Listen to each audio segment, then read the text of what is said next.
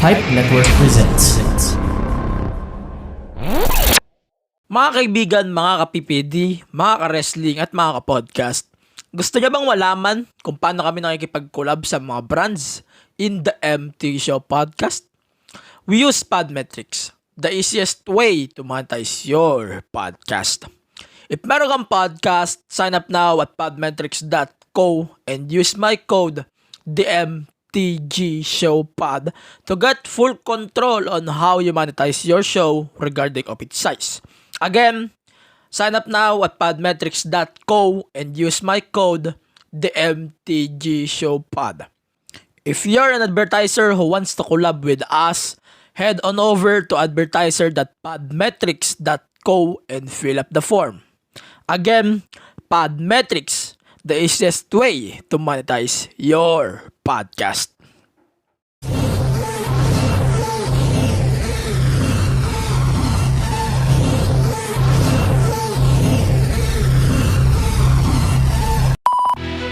Welcome to your Unfiltered Tagalog Wrestling Podcast. This is the MTG Show Podcast.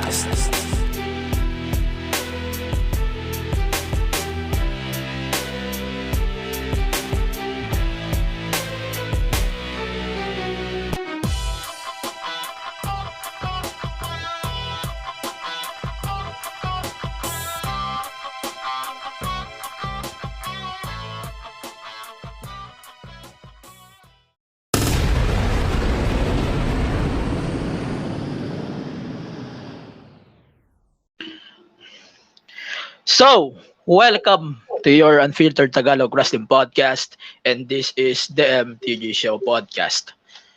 Basta, abangan nyo na lang Sunday night, kung ano man yung araw na yun. Hindi ko pa alam actually kung ano yung mangyayari. Kasi meron akong nakikita na teaser, whatever it is. Pero sige. Pero may iba lang tayo. So, Shopee, malapit na din ang payday sale on March 15.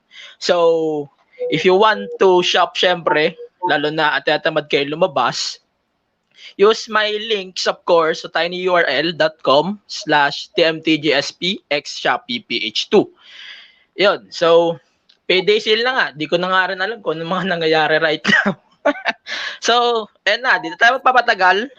We're going to talk about a bunch of stuff this week's episode. Revolution, kung naman yung pasabog nila. Sorry guys, di ko rin nakalimutan yun. And then, kung naman yung nangyari on this week's wrestling. Pasensya na, di ko talaga mapipigil yung tawa ko on this episode. So, ayan. Yung guest ko for this episode, actually nagbabalik siya for this episode Medyo, I think, di na ito fuck up. So, ladies and gentlemen, one half of the Eastside Beatdown and Wrestling After Work. So, nandiyan na si Derb Debensya. Hi guys. Hi again, guys. Happy to be here again. Ayan. Wait. So, let's start the show na medyo mainit kasi ulo ko on this pay-per-view kasi. Ayan. AEW Revolution na nangyari nga last Monday. Tama, Monday, no? Nag-pipe na Monday. Nag-ano kasi ako nun. That's the first. Sunday. First yun. First.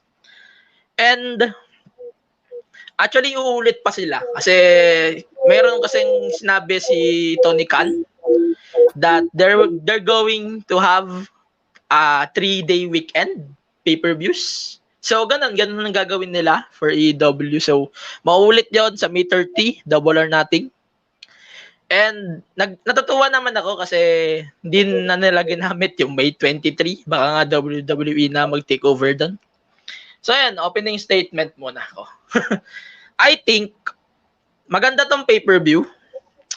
Wait. Ba't nag-conclusion agad ako? Basta maganda tong pay-per-view. Marami lang talagang sablay dito. Ikaw, masabi mo. Hindi ako nanood.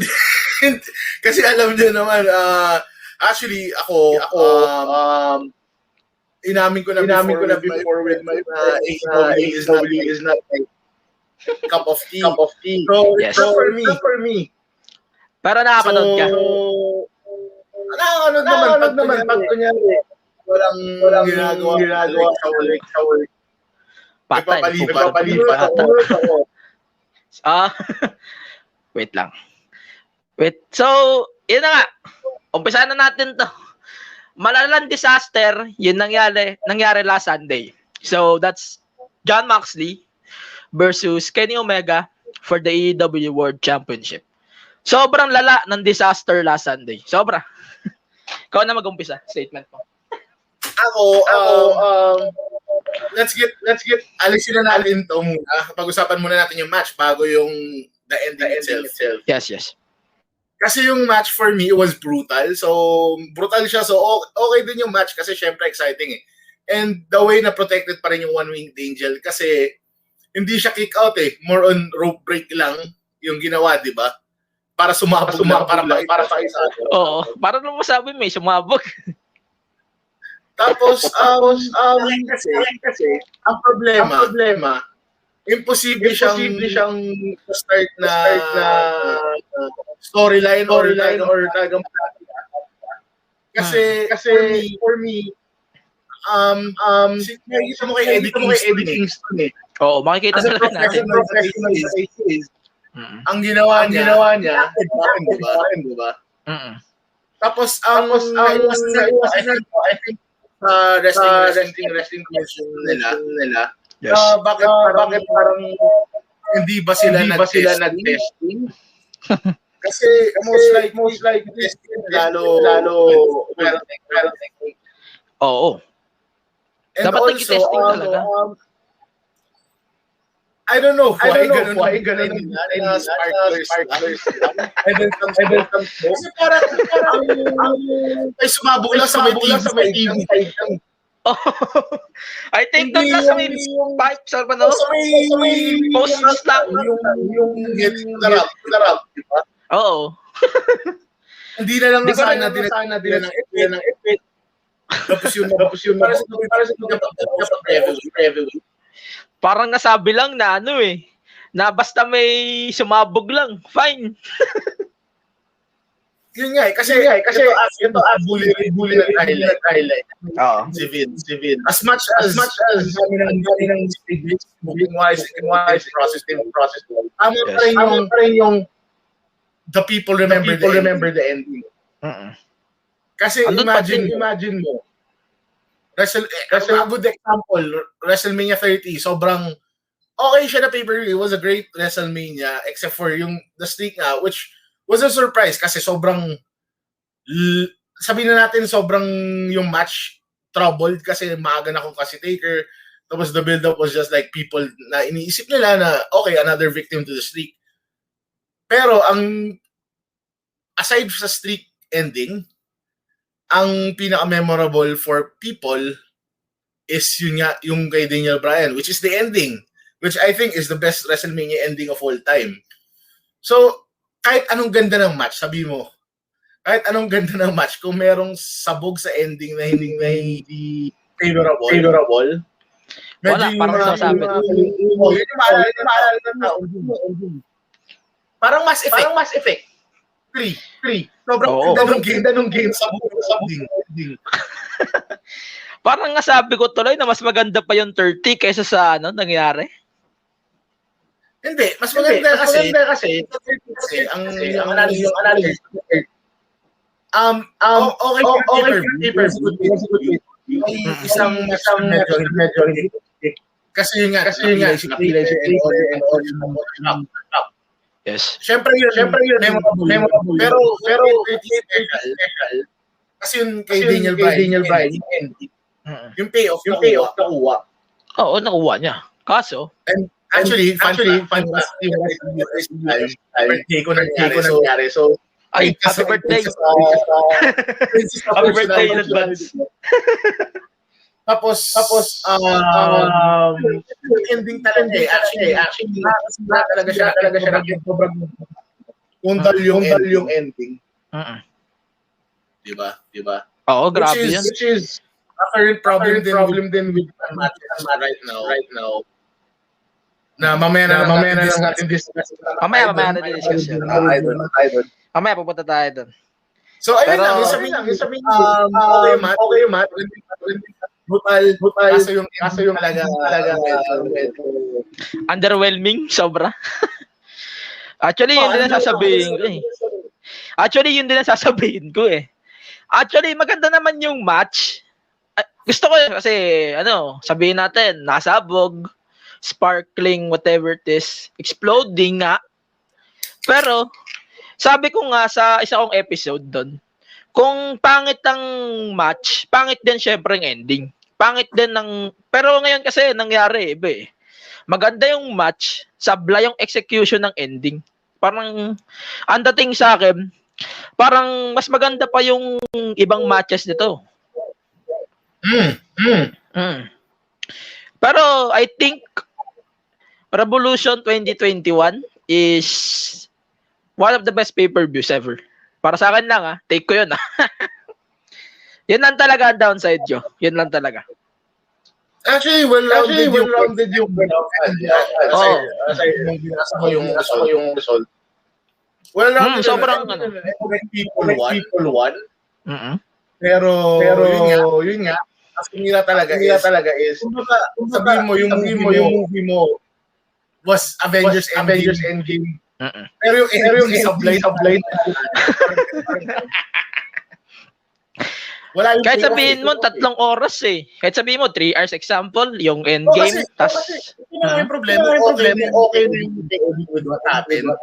Tapos ang nakasira talaga parang magkakaroon yan ng contest. And ang masaklap pa, hindi nila binigyan ng story. Parang wala na silang pakialam sa nangyari. Ginagawa naman na story. Pero I mean, yung follow-up ngayon, na hindi nila binigyan ng story. Mas maganda na lang ina-acknowledge sila. Oo. Parang yung story yung mathematical, yung kabilang. Pero wala tayong nakita eh. So, ayun. Para sa akin, maganda naman yung match. Pero sabi ko nga, yung isang match, pag pangit ang ending, sasabit pati yung match mismo. So, yeah. Fuck that. So, mag-move on na tayo kasi nahaba na yung pasensya ko eh. Sige. So, isa pang match na interesting sa Revolution was the cinematic match na between Sting and Darby Allin versus 5 members, actually 2 lang, of Team Taz. Thoughts? Medyo rin to, di ba? Medyo hokey-pokey din yung reaction ng tao. Oo, kahit ako, holy-pokey din eh. Hindi kasi yung problema na cinematic thing. Kasi medyo limited. Parang masyado daw nangyari cartoon yung nangyari. As far as I'm concerned, sobrang nakakagago tong feud na to. Seryoso. Kasi yun yung problem. Darby as associate. Parang anti-hero sa loner. Pero parang masyado pang maaga yung cinematic match sila for pala. Pero wala eh. They did it already eh. Kasi for me, kasi sorry. Yung cinematic matches is better lalo kung siya yung blow off ng isang feud. Like yung kay Cena Finn, tsaka Finger 80. Ganun. Yan talaga dapat. Tsaka yung Stadium Stampede. Yung blow off ng tsaka ng inner circle. Pero I think tapos na din yung feud nila Sting ngayon. I don't know. Wala ko. Ay, di nga pala. Sorry. Di ka pala napanood ng Dynamite. Alam ko nangyari kanina. Maganda yung nangyari kanina, in fairness. Mamaya natin di-discuss yan. So, para sa akin naman, medyo kagaya nga ng mga sinasabi sa iba pang podcast, lalo na yung mga Pilipino podcast natin. Kilala nyo naman kung sino-sino. Medyo nakaka-overwhelming din na yung 5 tao, akalain mo 5 na sila, dami ng Team Taz, tapos natalo pa rin sila nung 2 lang sila. Which is, parang ginagawa nilang tanga yung tao. Medyo nakaka-underwhelming lang. Kasi, binibuild nila tong match as 2-on-2. Pero, as far as we saw, 5-on-2. And, medyo nakaka-overwhelming talaga. Underwhelming, sobra. Pero maganda yung match, kasi may good spots. Tapos, ayun, yung kay Sting, din ako nagulat na sila din yung mananalo eh. And, yung isa pang point ko dito, kailan ba mapuput over ng matino si Sting, si Allen? Kasi, nung una pa lang, I want to see one-on-one match between them. Pero, mukhang din natin makukuha yun. Kung ba't ganito yung ginawa nila. Maybe shot at WWE not giving Undertaker that matic.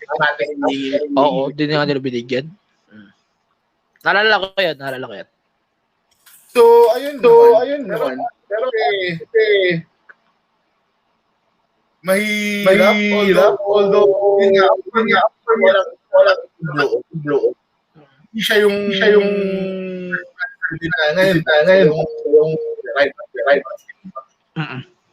As far as we know.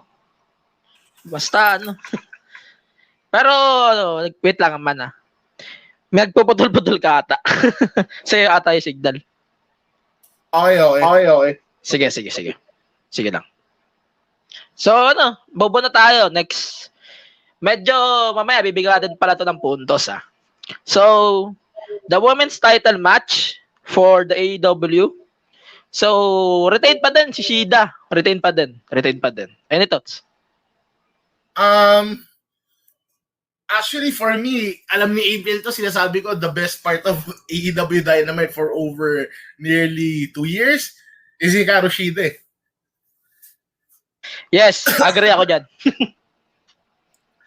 Kasi with Shida siya yung stand out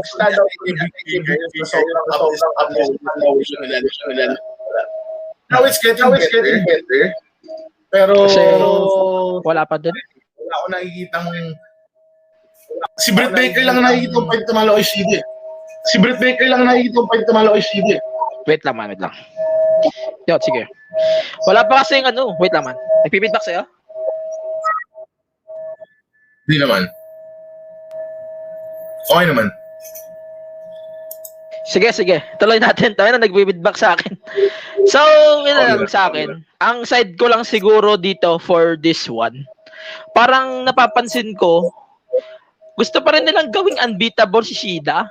Na yung tipong, ayan, wag ka muna manalo. Wag mo na patalo yung title as long as kahit sino pa yung manalo ng tournament. Pero at least, hindi si Nyla Rose yung kalaban At least hindi talaga si Nyla. At least. Kasi respect mo si Nyla. Wait, what? Wait lang. Nagpipidback sa akin. Sa akin, okay naman. Puputulin ko na lang to. Pero sige, let's move on habang wala pa. Habang hindi pa masyado malakas. So, yung ladder match for the Solar Ring. Wait. And then, I mean the TNT Championship match, which is nag-take place na din right now, kanina. So, any thoughts?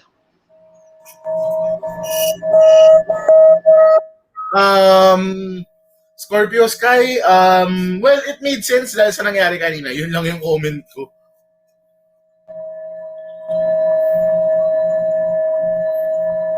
Wait lang.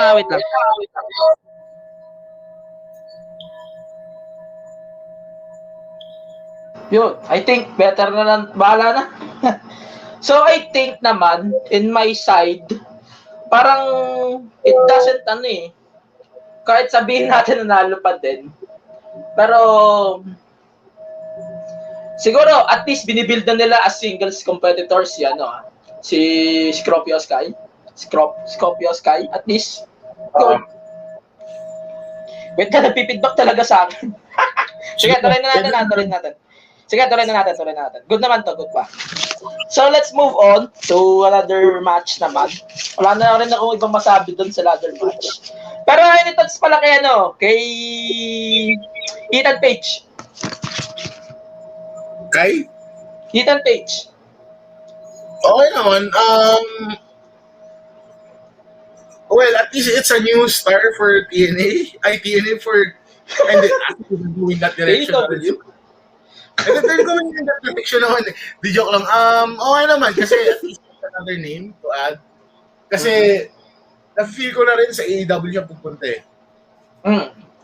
Kasi nag-tease na rin siya eh. Na all eh. Alam na yun?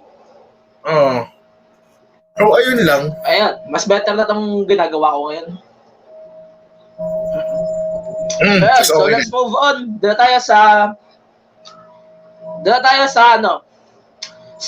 the money match na sinasabi nila, the big money match between Adam Page versus Big Money Matt Hardy. Ako naman na magbibigay ng thoughts ko. So, okay, go. Yung naman, ito, magandang way to na i-put over siguro ni Matt Hardy si Adam Page. Pero blanco pa rin tayo if kasali siya ng Dark Order. Di ko pa din alam. Pero umasa ko na dapat siya yung maging leader ng Dark Order. Yan lang. Akin kasi for me, ang story andyan eh. Feeling ko talaga si Hangman Page yung kukuha ng belt kay Omega. Kasi if you think about it sa Elite naman, although ito, hindi ako fan ng AEW, although I like some guys sa Elite and my favorite is Adam Page eh. Kasi si Adam Page yung long term, kumbaga kung magtatayo ka ng babyface mo na long term booking, si Adam Page talaga eh. Kasi parang si binibuild nila eh. For them na top face. Kasi pwede siya mag-seryoso, pwede rin siya mag-comedy. Kahit ano naman. Pwede nga rin siya mag-turn ngayon. Siguro, tama din naman na lagay mo muna siya sa isang faction. And I think, pag nalagay siya sa faction, pwede nila ma-build yung faction ulit. Kasi alam mo naman yung nangyari kay Brody nga. Habang hinihintay si Brody Jr. na lumaki. Tagal pa nun, ilang years pa yun. Ilang taon pa lang si ngayon? -1. 8 years old? 9? 9? Imagine may ilang taon pa yan. 10 years? 12? Pwede na. Pero magandang call yun Pero baka kasi isipin ng iba na sinaseryoso nila yung feud na wala talaga sahod to si Matt Hardy. Huwag yun ang isipin yun Ano lang yun, parang story lang talaga yun. Baka pag-isipan niyo ng masama. May sahod pa din si Matt dyan, for sure. So let's move on. Wala na rin masyadong interesting. So yun na yung susunod natin dito is yung Tag Team Battle Royale. Which is, tunalo dito is yung Death Triangle. Any thoughts? Finally. Actually, yung favorite ko in this star before nagkaroon ng AEW na person from the 80s, si Pentagon eh. Well, nangyari rin meron iba. Pero yung kapatid niya, si Phoenix, and then si Pac. At least ngayon, they're relevant. Kasi ina-argue ko talaga eh. One of the stars na medyo na mismatch sa AEW is yung Death Triangle. Kaya sabihin na natin, dahil sa coronavirus yung kay Pac na parang hindi pa rin eh. Kasi kung tutusin mo, nasa upper mid-card sila when AEW started. Tapos bigla na-relegate ng paunti-unti. So that, yung tag division, hindi naman kasi prominent tag team sila. Pero nakita mo yung spotlight na bawas na tanggal sa kanila paunti-unti. Oo. So finally, wala nang matalo si yung Death Triangle ngayon, given spotlight na ngayon. Kasi for me, kailangan na talaga nila mag-tolinon. If we're criticize natin WWE for leading to older, more established names. Well, AEW din naman kasi ginagawa na rin naman nila in abundance eh. Well, mas pa nga sa kanila dahil mga managers nila puro legends. Tapos yung mga assigning sila are people over 45. Kasi yung sa WWE, ang isa? ano naman nila si Goldberg lang naman na yung active na nagkakamatch na at si Taker before Pero, ayun. Goldberg na lang. I don't think na magko-compete pa si Goldberg ngayon Kasi nakaisa na siya. Kasi yung contract niya, dalawa ata per year. I think SummerSlam. Feeling ko, kung walang Saudi show, SummerSlam yan. Hindi, baka naman hindi sila maglagay ng Saudi dahil pandemic naman Hindi, kasi hindi ko pwedeng mag-Saudi kasi, pero ang mga Thunderdome na pala. I remember Thunderdome. Munti ko na makalimutan yung Thunderdome. sorry. Pero move na tayo kasi nandito na rin tayo sa tag team. Pag-usapan na natin yung AEW Tag Titles, Young Bucks versus Inner Circle. Sa akin muna, may side ko muna. Okay lang, hindi ako masyadong nag-expect ng sobrang ganda kasi retain naman ng Bucks yan. And then, feeling ko, dito pa lang sa match na to, nag-uumpisa na yung cracks. Nag-uumpisa na yung cracks between Jericho and MJF. Doon pa lang, kita ko na. Sige, next. Kayo. Wala. Hindi ko naman sobrang ayoko magbigay para fair lang kasi medyo irritable ako sa Young Bucks. So, Actually ako, ilang beses ko na rin kinomentaryo dito yung Bucks kasi it's either nakakasawa o di ko malaman Pero gusto ko yung laban nila recently Medyo umay lang talaga, nag-expect lang talaga ako na hindi si Jericho o si MJF ang kalaban. Alam mo naman, hindi sila tag team. Remember, hindi sila tag team. Doon pa lang sa part na yun na hindi sila tag team, sabit na sila Do you remember yung nagkaroon nga ng match, triple threat? Yeah. Until now, hindi ako maka-move on na what? Tag team na pala sila Jericho at MJF. Tapos na-overshadow ng team nila yung original team ng Inner Circle which is Santana and Ortiz. Na sila Santana and Ortiz, sobrang ganda ng run nila sa TNA, sa Impact, na LAX. Sobrang ganda ng run nila sa Impact. Tapos, parang ginago lang sila dito. Pero at least, habang nagmumove on na tayo sa topic, pwede natin pag-usapan to. Siguro kasi, I don't think big deal na sa atin yung best friends na tsaka yung kay Miro and kay Makito. Makito pala, big deal pala, sorry. So, any thoughts kay Makito muna? Not my cup of tea. I know your friends natin. She's a big deal. Ako hindi. Not my type. Not my cup of tea. So, no comment na lang ako kay Maki. Sige, bakit? She's funny, pero medyo hindi siya yung trip ko. So. Same. Pero maayos yung gimmick niya. Although, paano kaya nila mapipigilan yung every time na magmumura dyan si Ito? Kasi, alam niyo naman, TV, tapos TV14 nang din ata sila.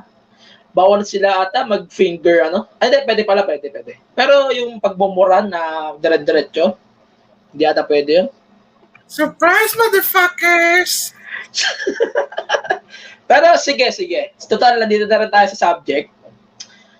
Punta tayo sa Fallout ng Dynamite. Kasi, una ko na-observe during this episode, napanood ko to ng konti.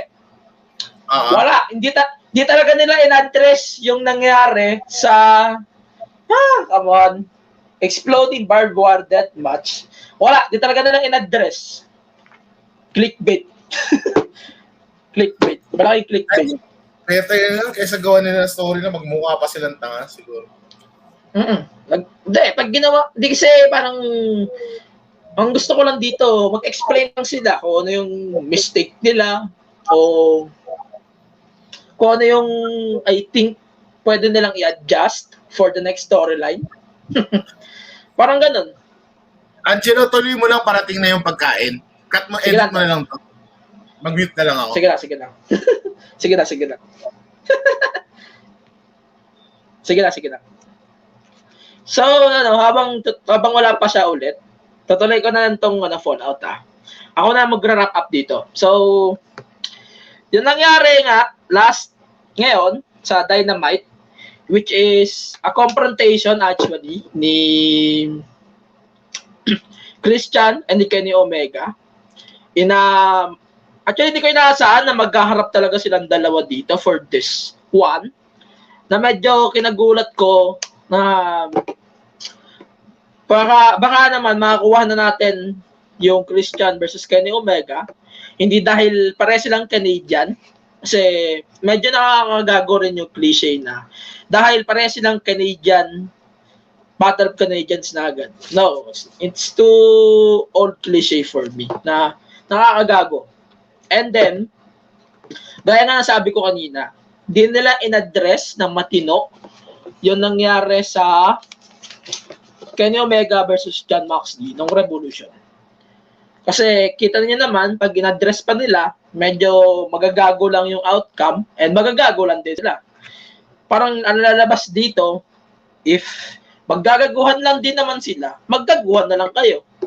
Parang doon parang kita niyo na iniiwasan lang nila na magka-disaster, iniiwasan lang nila na magka-problema about that matters.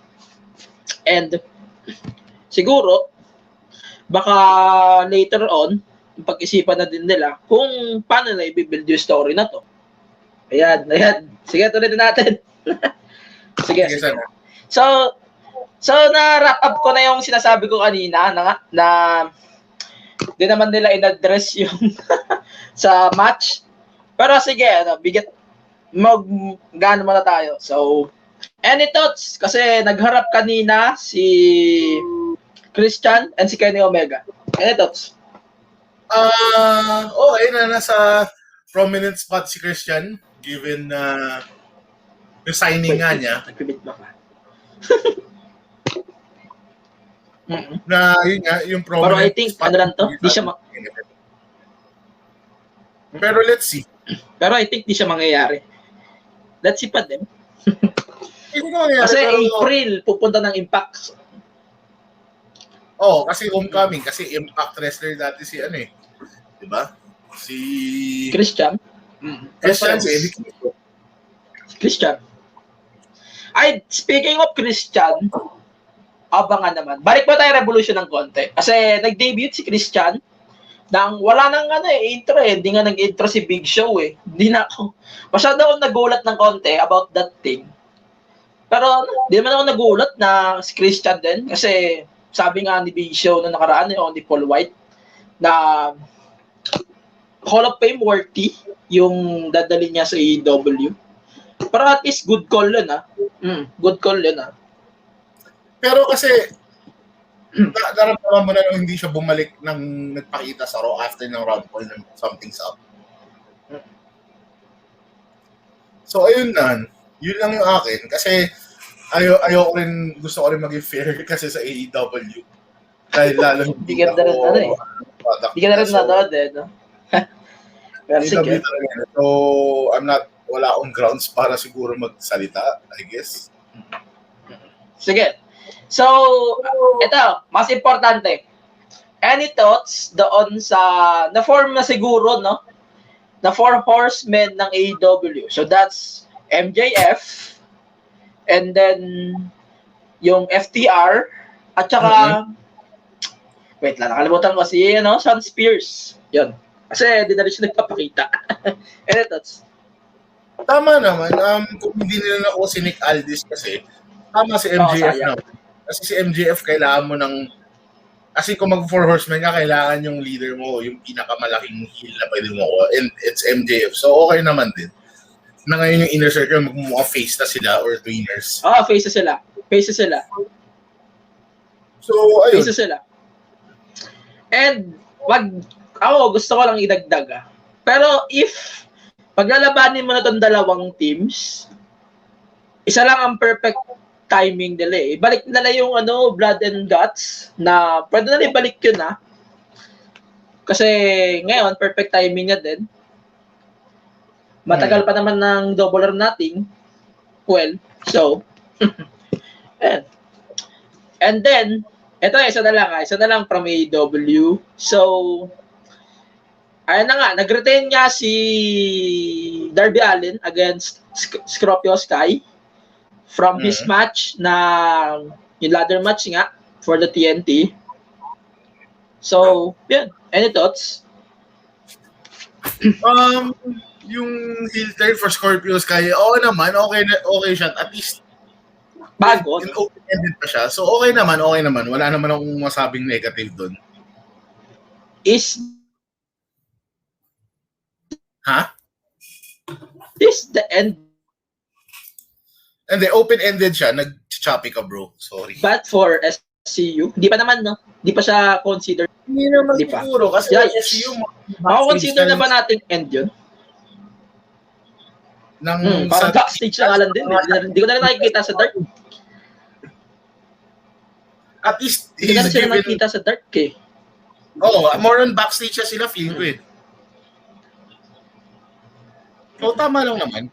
So, good thing na din, at least, nakakapag-build nga sila. Sabi ko nga noon na ang gusto ko sa AEW, they are building stars eh. Kasi, on the other side, na hindi sila mahilig mag-build nga ng talents, parang nagbi-build sila, pero niro-ruin din nila eh, sinisira rin nila. Tingnan mo nangyari kay, sino ba biggest example? Keith Lee. Wala na, I understand kung ano yung lagay ni Keith Lee. Nagkaroon siya ng corona tsaka na-injured eh. So lahat alam mo magagawa doon. Well, actually, to be fair din, kung AEW din, tingnan mo, gagawa sila ng stars pero sobrang si Joe Janela, di ba? Alam ko si Joe Janela, as far as I know, nag-threaten siya umalis kasi nasa yung spot niya, di ba? Kaya nag-sign sa AEW kasi avenue nila sana yun. Kaso yung constant roster expansion nila, tingnan mo, ang dami rin nawawala sa code. Let's be fair din na marami ding mishandling, lalo sa women's roster. Ayun, mas malaki. Yung AEW kasi yung in charge sa women's roster nga nila, hanggang sirit lang na loses yung kaya, di ba? Tapos yung kay Cody, grabe. Kasi pinupush nila si Cody. Kasi si Tayanara Conti kasi, talented siya. Pero, ang mas bagay siya sa AEW kasi mabibigyan yung personality niya. Kasi let's be honest, si Tayanara Conti, kahit gifted siya, yung style niya hindi papasok sa NXT Women's Division talaga eh. Kasi more on NXT Women's Division, aside from characters, lahat doon kaya mag-wrestle ng match. Like si Raquel. Si Raquel is a good wrestler even though she's a power wrestler. She's like, si Raquel yung perfect, kung if you take Nia Jax, and Nia Jax is a good wrestler, si Raquel yun eh. Tapos, ayun, parang for me lang, para fair lang din, syempre. Actually, si Raquel, sobrang laki niyang threat for Io Shirai right now, as far as I'm concerned.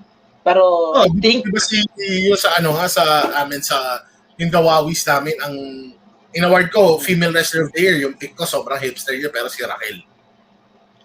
Actually, I love Raquel, pero ngayon pala siguro siya magra-rise. Definitely ngayon pala siya magra-rise. Pero yun, tapos na tayo sa AEW. Conclusion na lang ako sa AEW. Sana naman AEW, kung bibigyan nyo ng story, yung nangyari nga sa Revolution, please, yung matino, feeling ko, excuse na lang ibibigay din. Basta, bamawi na lang kayo. Ayan, nabuo na tayo sa WWE.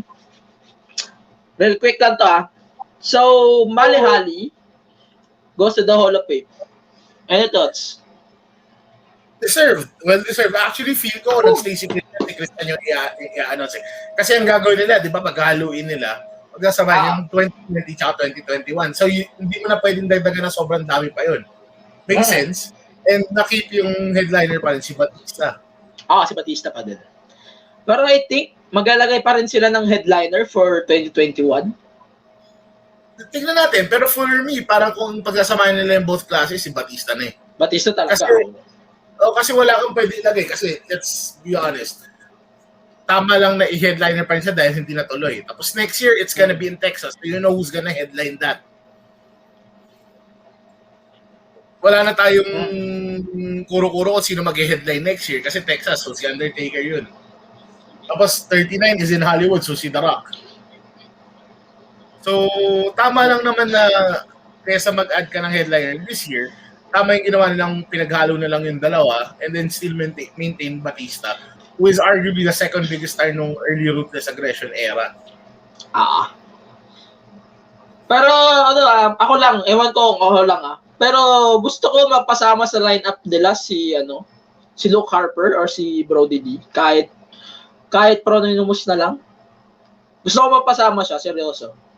Kasi self-respect, syempre. Kasi pero I wish talaga.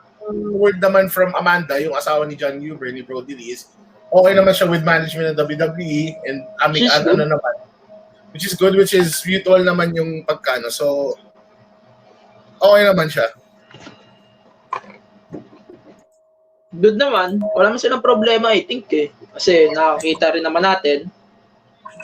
Okay naman siya. So, any predictions pa for the 2021 class? Ano pa ang hula mo? Actually, ako mo namang hula. Actually, nag-usap kami ni ABL, shout out. Nag-usap kami kagabi.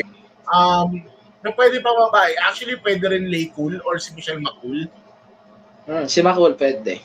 Lay Cool. Kasi Florida born. Yun nga lang, ang argument namin is, isasama mo ba siya this year o kung next year headliner asawa niya? Ang side ko kasi mas okay na kasama siya, hiwalay sa asawa niya. Para at least, di ba? Yung spotlight talaga next year. I think hindi na lang isasama. Okay, Undertaker lang. Pero I think hindi siya isasama this year. If si... Sama siya. May pag-asa naman, pero let's see. Akin kasi, may... Alam mo naman si Batista yan. So si Jushin Thunder Liger lang naman yung medyo question mark Although kung kaya niya naman mag-quarantine. Kasi if he's gonna miss a few shows lang naman sa Japan. Sobrang wait lang. Putol ka na doon. Okay. Kaya yan kasi nga yung iba nga wala nang quarantine Tiyan mo si Maki Ito, wala na rin nata silang quarantine doon. Hindi ko alam. Pero maluwang ata sa Florida right now. Kaya dun sila sobrang luwag nila right now. So, NXT na tayo kasi wala na namang ibang special. So, in-announce din kanina on NXT na they're going to have 2 takeovers. So, ang pangalan ng takeover is Stand and Deliver. Tama ba? Hindi ko sure. Pero, I think that's a 2-night event na ang isa magti-take place sa USA Network and then ang isa magti-take place sa Peacock WWE Network. And ang sigurado ko lang for those nights is a NXT Championship match between Finn Balor and Karrion Kross and Adam Cole versus Kyle O'Reilly. And also yung Cruiserweight title. Pero Raquel. I forgot Raquel. Sorry. I forgot Raquel. Pero I think sa day 1 siya. Day 1. Isipin mo, meron pa isa. Kasi sino ba tag champs ngayon? Only Lorcan? And Danny Burch, di ba? Sila Ole. MSK pa. Tapos na ba yung match nila? Hindi ko maalala Sila. Hindi ko na rin maalala. Sila yung champions. Sige lang. Sige lang, go. Tuloy mo lang. Pero feeling ko on the takeover, baka hindi sila mag malaking card right now kasi alam mo naman 2 hours lang ang time ng USA. And then baka naman mag 3 hours sila dito sa Peacock or 2 din para fair. Baka gawin lang takeovers before ng pandemic, alam ko 3 hours na 3 hours. Pero baka gawin din nila na gano'n, 2 hours. Pero dapat ba na magandang call ba sa'yo na nagkaroon nga ng NXT Women's Tag Team titles? Oo. Kasi sobrang deep ng division nila. If you think about it, sobrang dami na pwede gawin tag team. Ang dami ding na-sign na women's wrestlers ng super laking match sa Performance Center.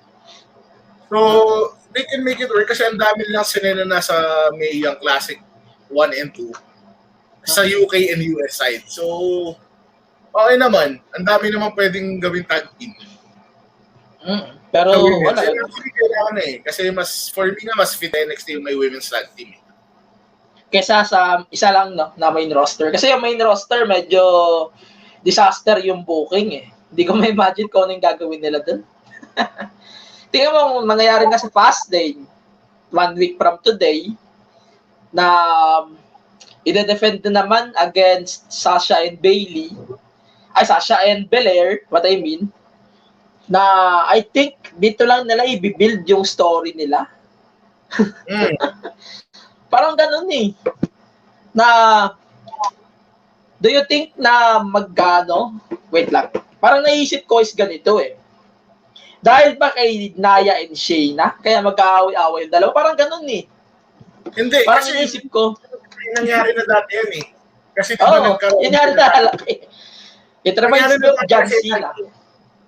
Yung Cena, Michael, Taker, Batista. Ayan. Yeah, isa pa yun. Hindi, kasi kung it adds up to the story naman, why not, di ba? Kasi kahit sabihin mo expected na, kasi kung yun naman yung logical route na kasi pareha silang face ngayon, di ba? Parang once up, wala naman kailangan mag-turn. Kumbaga, it's more on one-upsmanship na I can do better than what you're doing. So, okay na rin na silang dalawa. Tapos ganun lang, parang walang deal.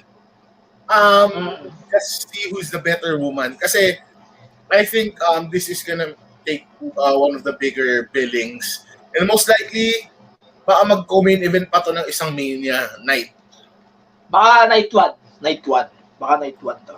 Night 1, let's see. Kasi alam naman natin, pag natuloy na, alam naman most likely main event ng night 1 and night 2, alam na natin eh. Oo, alam na natin. Pero ako, umaasa ako na night 1 sila mag-main event eh. Pero hindi ako pwede. Kasi may utang yung WWE to a certain someone na makuha niya yung belt with fans. I forgot. Sorry. I forgot na kay Drew, no? Diretso na natin, si Drew. Kasi di ba nagka-no contest ka, which actually ako, ewan ko, ba't ayaw ng tao ko, it makes sense kasi concussion, sabi pwede mong A-spin yun na concussion protocols, yung nagkabanggaan sila ng steel steps, and nakita mo naman yung damage sa katawan nila. For me kasi, lalo ngayon preoccupied pa si Lashley with Miz, mas okay na yung main feud ni Drew muna is against Sheamus, which is a personal feud. Kasi real-life best friend niya. And syempre, yung story nga na trinaider siya. Ang rumor is, I think there's gonna be another last man standing match sa Fastlane. And most likely feeling ko, gagawin nila for number 1 contendership yun. Parang ganun nga ang possible na mangyari. And I think si Lashley magde-defend pa rin ata sa Fastlane versus Miz or Morrison. Ganon, ganyan na nababasa ko. Ano yan eh. Ganon na nababasa ko. And then pagsasabihin niya, parang ganon yung nababasa ko. Parang sinabi ko, di ba, naalala mo yung chinat ko sa Geeky1, shoutout kay Jude at kay Steven. Yung sa chat ko, di ba, pre-post ko na to make Lashley, ginagawa na nila, na dinidefend na ni Lashley yung belt kahit sa Raw. Kasi, if you think about it, kung i-build up pa siya as Mania as dominant champion, kailangan niya na mag-defend sa Raw aside sa pay-per-views. Kasi Fastlane na lang yung pay-per-view in between WrestleMania and now. So, kailangan niya mag-defend and defend it against bigger names before yun nga, yung kay Drew na. Para kasi, well, let's be honest, sila yung pinaka-protected wrestler sa WWE for the whole of 2020. Si Lashley tsaka si Drew. Si Drew, I think si Drew, if siya mananalo ng championship ngayon, kailangan yung mananalo ng Money in the Bank, mag-cash in agad kay Drew. Pero ganun lang naisip ko. Kasi kahit tignan mo, mas okay pa extend yung feud nila ni Lashley. Pero parang ganun. Ibigay mo to someone, if ever, yung mananalo is sa Raw side, give it to someone credible, someone who's in the spotlight. No. Yung akin kasi ang Money in the Bank, sasabihin ko na Damian Priest. Yun, pwede din Damian Priest. Kasi pero for me, best handled call-up recently siya. Sobrang effective nung kasama mo yung biggest musical star in the world, bigger than anyone else in 2020, which is Bad Bunny. Sobrang effective. Hindi, tsaka kasi si Bad Bunny kasi, ang ganda doon sinabi ni Orton, yung feud niya with Soulja Boy. Kasi di ba, naalala mo yung kay Soulja Boy na kinolad si Randy Orton na wrestling's gonna be fake, tapos parang pinapalabas niya. At di ba, ginawang example ni Randy si Bad Bunny, kasi si Bad Bunny, he respects the business, he wanted to be in the business, and he trains to be in the business. Kasi yun yung si-separate mo, like siya, nag-train din siya sa Nightmare Factory, sinabi rin ni ABL yun, na you have to respect celebrities, non-wrestlers that do train, like si Stephen Amell, like si Pat McAfee. Yun yung mga magandang gawin mo regular na celebrity guests eh. Kasi they do, in fact, respect the business and gusto nila, nagka-train talaga sila, committed sila. And plus na din, na if, baka nga feeling ko, sooner than later, si Soulja Boy, pupunta na rin ng WWE. Huwag naman, kasi baka mahuli na naman siya na fake yung watch niya. Tapos, nakastock na sa 1025 o 1026. Tingnan mo yung watch, basta andun yun eh. Kaya yung joke na 1026, 1025, wala pang gumagamit, natatawa ako. Dahil wala pang gumagamit. Feeling ko, basta ano.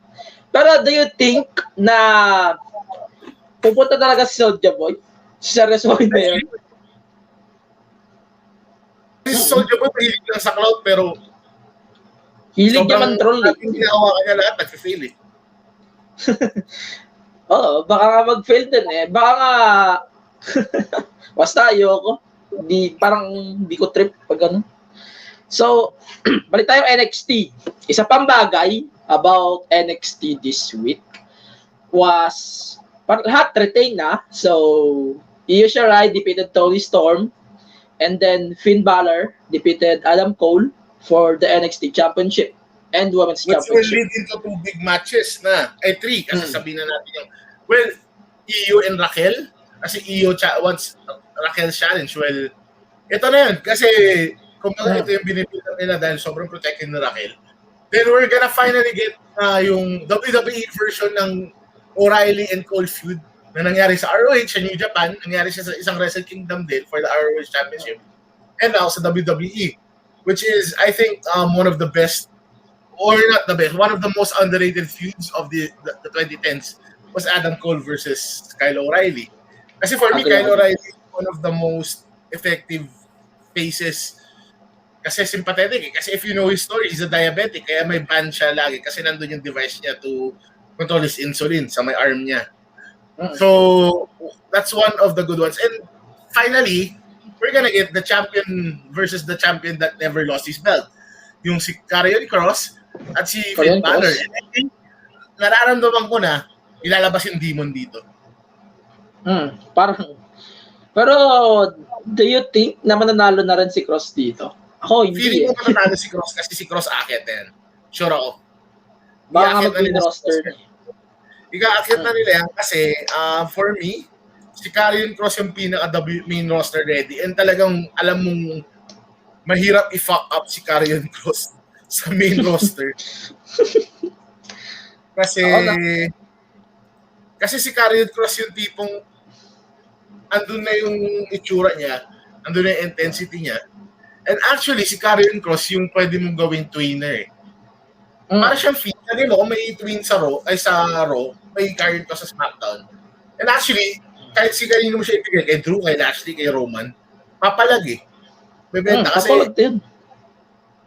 Tapos, likely, ayun nga, sobrang okay nung presentation yung pag-handle kay Karrion Kross. Tsaka sobrang effective niya, kahit limited lang din yung mga moves niya. Sobrang effective. Tsaka sobrang gusto ko yung speaking of someone with a simple move, mamaya makapunta tayo doon.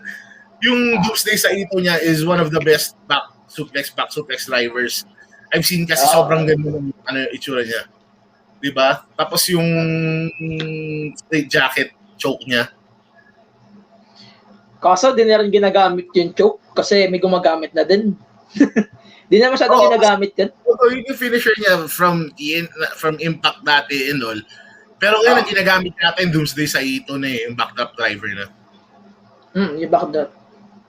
So, pero do you think na, ito is, last thing lang to from NXT.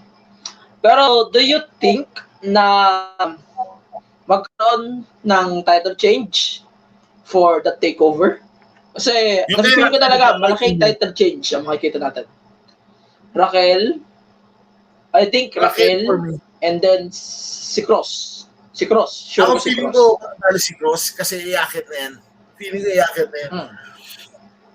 Kasi siya lang naman yung kasi alam ko pet project siya eh. So usually naman pag pet project like sila Kevin Owens, sila Seth Rollins, hindi na tumatagal ng developmental yan eh. And actually kung si Finn kasi may blessing naman na mag-developmental siya. Feeling ko i-call up or ganun din, pwede ring Cross nga manalo tapos si Finn na yung babalik sa main roster. Mas matino na yung booking sa kanya. Okay, kasi bumalik siya dun sa parang personality niya na real rock and roll na medyo badass eh. Hindi siya yung nakasmile lagi na Finn. And perfect yun kasi for me, WrestleMania or NXT takeovers lang, like the biggest one, na lang sana nila ilapas yung Demon. Perfect opportunity. Although, ano naman yung Demon so far, okay yung pag-handle sa Demon so far kasi hindi siya sobrang like yung ibang NXTs na lumalabas na siya like early part. Dapat talaga yung Demon kasi ilabas mo na siya sa Big 4 na pay-per-view eh. Except WrestleMania 35. Don't forget about that. Don't forget about that. 35 nilabas. 34 pala. Don't forget the 35 kasi sobrang ang pangit ng call ng 35 eh. Sobrang parang wala lang. Hindi, actually tama nga eh. Kasi ang pinakita nun sa 35 is kalaban mo si Lashley, di ba? Pinakita parang animalistic pa si Lashley with yung contact. Tama lang kasi kasi doon na iba yung moveset. Doon mo masiseparate yung Demon character sa Finn Balor character. Kasi si Demon Finn, nag-powerbomb siya eh. Gumagamit siya ng power moves as the Demon eh. So, tama lang na yung ginawa nila ng 35, lalo kay Lashley. Lalo like ngayon, with Karrion Kross, di ba? Kasi si Karrion Kross is one of the most esoteric characters around. So, tama na, ilagay mo yung Demon doon kung kaya kailanganin ni Finn. Parang kumbaga last-ditch effort niya. Pero what if lang balik bago tayo magpunta ulit ng NXT kasi basic pa tayo topic doon. So what if kung SummerSlam 2019 ginamit ni Finn yung Demon niya, ito ba yung perfect time para matapos yung reign ni Finn as the Demon King? Parang perfect timing to kill the King, gano'n? Against the Finn. For me, pa rin yun yung grandeur kasi sobrang bumibenta pa rin yung Demon character eh. Huwag mo natanggal, kumbaga yun yung special, kumbaga yun yung, kasi like with New Japan, di ba, meron silang like for Wrestle Kingdom, meron silang mood na nangyayari, di ba, like, for example, yung Okada dun siya nag-God mode lagi, tsaka sila Naito, sila Tanahashi. So, tama lang on special occasions. Tama rin na hindi siya ginamit against the Fiend kasi syempre gusto mo yung payoff na merong ganun, na may Demon versus Demon, di ba? Ganun. Pero parang good, parang if ginamit siguro ayos lang din naman sa atin, di ba? Parang good content to end. Ngayon, kay lalo with Karrion Kross, walang problema with against Karrion Kross for me eh. Pero kasi sige. Kasi kung gagamitin mo naman siya na pairingly, tapos in big matches lang, yun talaga yung purpose nun eh. Kasi it's bringing out another side kay Finn. So, ayun. So, linis na tayo. Punta tayo UK in a bit. Kasi meron din nangyaring match sa NXT UK between Kaylee Ray and Meiko Satomura. Yan ay for the NXT Women's Championship for the UK. Man, sobrang ganda. Sobrang surprise kasi actually, ito, tama, NXT UK tayo. Pero may theory kasi pero bago doon. Sobrang surprising niya kasi natalo si Meiko. Everyone was expecting Meiko to win. Pero kasi for me, lalo na she's in the long run na with NXT UK kasi binigyan na ng WWE yung gusto niya eh. NXT UK siya, tapos siya pa rin yung president ng Sendai Girls, who I think will be partnering up with WWE kasi may rumors na itutuloy pa rin yung NXT Japan. Oo, tutuloy pa din yun. I think. Baka siya nga yung maging leader. But definitely, Parang most likely, ganun. Sendai Girls yung kukuha ng babae. Parang, ang role na lang ata ni Meiko dito is to put over, ganun. Hindi, alam ko coach eh. She'll still be given yung championship ganun, pero hindi naman to put over, more on maging mentor siya sa NXT UK. Kasi pansin mo, coach siya sa NXT UK eh. Kailangan nila ng coach primary female coach. Kasi yung NXT US may Sara D'Amato eh. Diba? Sige. So, kailangan nila ng coach din talaga. Kasi ang dami nilang signing for the women's sa NXT UK. Ang dami na nga. Bago. So, kailangan din nun. And, yeah, pasok ko na rin. Isn't it perfect na longest running champion palang longest reign? Oh, longest na. Patay. Wait lang. I think she is the longest na. WWE modern history. Oh, I think siya na yung longest. Di ko lang naintindihan ng ayos yung sinabi mo. Pero, longest champion na siya in modern WWE longest history. Kasi longest for me, may natutunogan ako na if ever matalo si Karrion Kross kay Finn Balor sa WrestleMania weekend, which means ikakulap siya, the only person who can beat kung hindi pa siya matatalo by then feeling ko si Walter baka mag-double champion pa ng NXT. Pwede. Walter. Oh, unless si Ilya makuha niya before SummerSlam. Kasi I think si Ilya lang yung nakikita ko eh. Hindi, si Ilya yung it has to be Ilya na tumalo kay Dragunov. Kasi right now, si Ilya lang yung kumbaga sabi natin equal niya. Well, pwede rin may signing na bago, si Harry Smith. Si Davey Boy Jr. Nasa WWE na. Si Davey. Si Davey narinig ko na. Yung taga-MLW, no? Dati? WWE din siya dati, tsaka New Japan. Tsaka Naalala ko na. Partner pero, ni Lance Archer. Ayun, naalala ko na. Pero, if we're going to talk about Finn, kasi nung pwede nang tumalo aside kay Cross, Walter talaga nakikita ko eh. Walter tsaka si Walter tsaka actually si Kyle O'Reilly, pero let's see na lang muna. Walter. Pero speaking of UK pa din, sa tingin mo, sino pwedeng tumalo kay Kaylee Ray na matino? Kasi Jeannie hindi na pwede. Si Piper Niven hindi na rin pwede. If that's si Meiko, most likely isa sa mga tali sa sinay nila na bago. Kasi if you think about it, sobrang kinuha ng NXT US yung other reliable challengers eh. Si Toni Storm at si Rhea Ripley. Si Rhea Ripley nga, di ba, announced na she's gonna be with Raw. Probably after WrestleMania. Oo, kasi if you think about it, feeling ko nga, ang mangyayari dyan is Rhea, Charlotte, and Asuka ang mangyayari. Triple threat. Tapos, feeling ko, baka lang siya singles lang eh. Pwede, pero tingnan natin. Pero speaking of Raw or SmackDown, total nabanggit mo na din kanina yung Sheamus Drew, which is, ito lang yung pinanood ko ng maayos sa Raw, to be honest. I think, dahil na rin nasabi mo na din na possible na magkaroon pa ng last man standing, and hindi naman pwede siguro na they're going to have a early steps match, still steps. I don't think na ganon. Or pwede na last man. Kasi, it makes sense sa last man standing kasi sabi na natin medyo yung feud eh. At least yun nga yan eh. Kahit sabihin mong medyo You love it or hate it yung nangyari nung Raw. Pero last time, di ba, nagkaroon din sila na match na silang dalawa. Sobrang ganda. Sa Raw pa.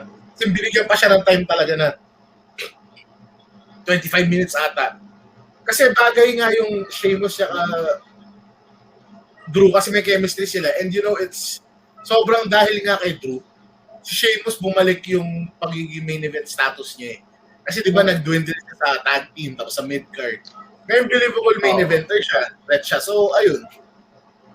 Ganda call din yun. Pero gusto ko talaga maging world champion ulit si Sheamus. Pero siyempre, more sa Drew. Kasi kaso may Drew eh. Kasi alam mo naman na si Drew kasi, he's the biggest, he's the top babyface na ng WWE. Kasi si Roman yung heel eh. Roman is a heel eh. And si Drew kasi yung, pansin mo, yung media appearances ni Drew sobrang dami. And he looks like really, really into it na sobrang game siya maging focus ng attention ng WWE. And dala naman niya. So, who would have thought, di ba? Yun nga, Drew ang magiging top face ng WWE. Pero I'm happy na he finally got his spot by working hard, di ba? So, ayun lang. Wala naman ako masyadong nakikita big deal pa about Raw this week. So, punta tayo SmackDown. So, if I remember, on SmackDown, nagkaroon ng steel cage match. With the winner, wait lang. With the winner, if Daniel wins, he will fight Roman at Fastlane. And if si Jey Uso naman yung nanalo, wala yung match niya. And actually, I love that match. Despite the fact na halos 15 minutes, kastang kalahati nun, kinain pa ng commercial. But still, gusto ko yung laban na yun. Grabe. Parang feeling ko, doon pa lang sa, I think, Elimination Chamber, sinesement na nila yung status ni Jey Uso as the main event guy. Kahit na sabihin natin na tag team pa lang, tag team lang siya, pero at least, nakaka-build pa din sila ng talents na madalas ibang company ang gumagawa, nagawa nila yung kay Jey Uso. And speaking of Daniel Bryan, gusto ko na makalaban niya ulit si Roman, pero wala na, di na ako aasa. Di na ako aasa na mananalo si Daniel Bryan doon. Actually, since open si Bryan, feeling ko baka hindi pa nga 1-on-1 yung kay Roman tsaka kay Edge. Kasi if you wanna take the title of Roman, tapos si Edge kasi he wants the main event lang, di ba? Actually, they can pull off, lalo kung maramdaman. Kasi yung kay Daniel Bryan, nakita mo, wala pa siyang feed. On the horizon, as a Kishinsky or kanila Chad Gable. Pero feeling ko ba may shot pa na yung ending ng match nila ni Roman will be shoddy. Tapos magiging triple threat yung main event ng WrestleMania dito. Parang ganun. And ang mananalo doon, parang ang purpose, pwedeng ipapasok ni triple threat and mapaprotect si Roman. Parang ganun. Yung ganun na nakikita ko. Kasi if matatalo si Roman, pwede si Bryan or si Edge ang kumain ng pin. Pero if I think parang ipoprotect pa rin nila si Roman kasi siya yung isa mga protected guys pa din in the promotion. So yan. Ano pa bang big deal sa SmackDown? Kasi I don't remember big deal matches na eh. Yung promo ni Bryan before yung nag-umpisa nga pala yung SmackDown. Grabe, sobrang sobrang ganda ng promo niya. Pero not surprised, nandiyan pa rin si Roman. And ito bago tayo mag-move on pa sa iba pang companies, gusto ko lang i-address tong thoughts ko. Ano yung role ni Sonya Deville? Hindi ko mag-gets yung role niya. Na-discuss ko na to before sa podcast ko. Parang Adam Pearce. Parang di ko pa rin mag-gets. Parang hindi niya nahalata na assistant siya. Parang may something na Sonya can compete anytime soon. Kasi parang lang siya. Kumbaga hindi, parang siyang watchdog or guard dog ni Adam Pearce. Di ba kunyari may tumaligsa, pwede niyang labanan. Ganun. Pero kasi mas bagay kasi si Sonya sa enforcer role Parang ganun. Parang feeling ko nga, Sonya, nung una pa lang, parang siya yung pwede maging champion or pwedeng makatalo kay Sasha if she's good. Pero kasi si Bianca, feeling ko Bianca Pero saka na yung WrestleMania siguro na na predictions. Pero feeling ko ako kasi pag ganyan, wait and see ako lalo yung sa mga roles. If it works naman, kasi si Adam Pearce medyo hindi mo pa alam yung role niya, pero nakikita mo ng medyo he's gonna be the new authority figure. Siya na yung authority figure, definitely. Tapos, yun pa, yung Chris Shane, tsaka yung Braun, sineset up na nila. Yun. Na feeling ko, nag-usap kami ni Abel dito, feeling ko ibabalik si Dabakato for that one. Tapos kasi si Dabakato, yung, di ba, bodyguard ni Shane? Yun pala, isa pa yun, si Dabakato. Pero ako naman, ang inisip ko lang for that feud, parang parehas na malaban eh. Pero I think, ito yung way ni Shane na i-put over lang si Braun. Wait lang. Sorry to interject. Kasi nag-usap kami ni Abel Gapon kung anong pwede mong gawin cinematic matches. Kasi usually, di ba, Firefly Funhouse, yung Finn Orton, alam mo ng cinematic match yun, most likely. Actually, pwede itong Shane at Braun. Pwede. Pero, ba't pa sila maglalagay ng cinematic match sa live? Hindi, kasi kung pwede, kasi kung papanoorin, ang mangyari dyan kasi cinematic match, pero ang ending, sa ring pa rin. Wait lang. It reminds me of Jinder. Wait lang. Modification siya nung Undertaker versus John Cena na di ba pinatagal nila. Kasi yung pala may mangyayari ding match nung WrestleMania 34. Pwede din. Pero I think hindi magkakaroon ng match si Finn sa 37. Feeling ko magkakaroon Orton, definitely. Kailangan yan. Pero I don't think na I don't think na sa ring yun, cinematic na. Ganun lang, and then sa ring matatapos. Tapos lalabas si Alexa as a distraction. Kasi ewan ko ano ng direction na ito ni Alexa ngayon. Hindi ko na rin alam. Actually, hindi ko na rin alam kung ano yung ginagawa niya sa roster, sa role niya rin. Hindi kasi yung role niya parang conflicted, di ba? Sister Abigail. Ganun. Hindi pa naman siya, di ba? Alam ko parang hindi nga siya si Sister Abigail. Hindi yata siya. Pero, let's move on na kasi medyo, wait lang. Wala naman ako masyadong naalala about that Wala na masyadong big deal eh. So, speaking of, let's move on to other companies na.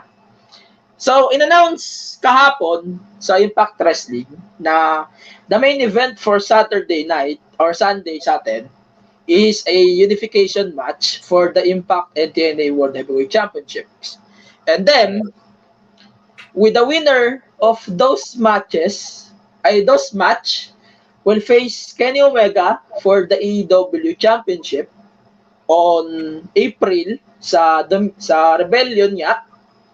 And doon pa lang ako actually natatawa nga ako on this one kasi kahit sino naman siguro kahit sino naman Moose or si Rich Swann or feeling ko no contest no contest and then triple threat sa April, ganon.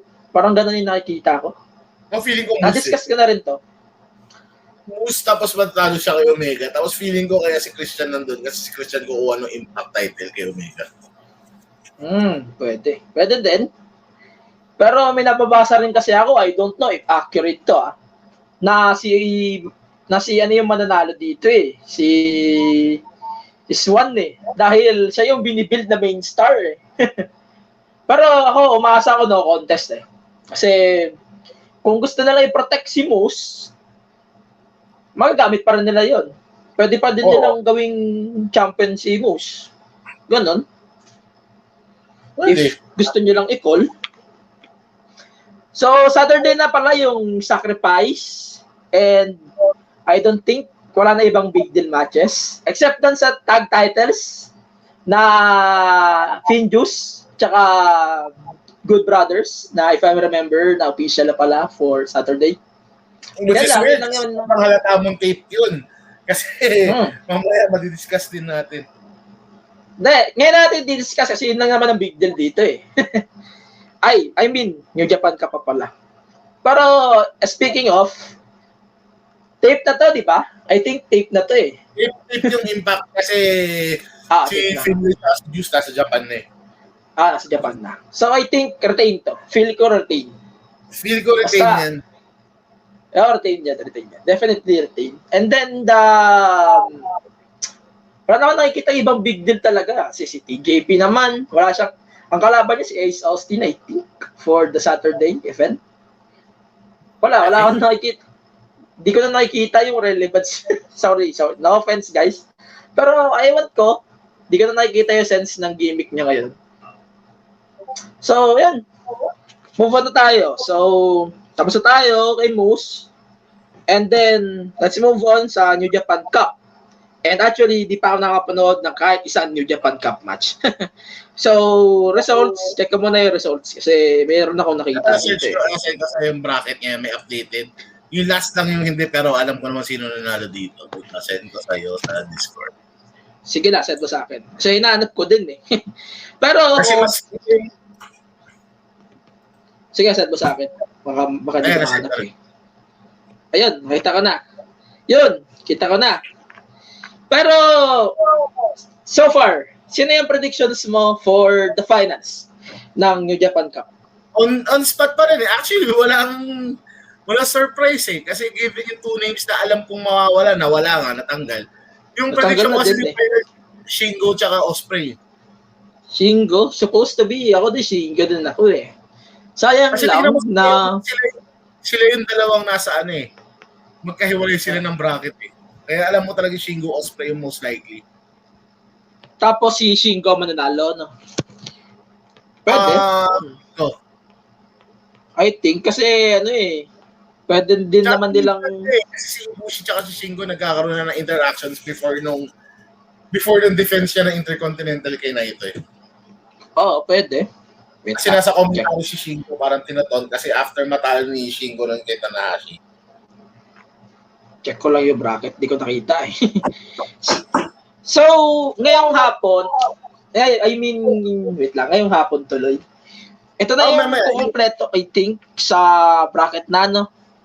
I mean, meron silang match today na Yano versus Great-O-Khan na I think obvious naman, possible na si Yano pa din yung manalo.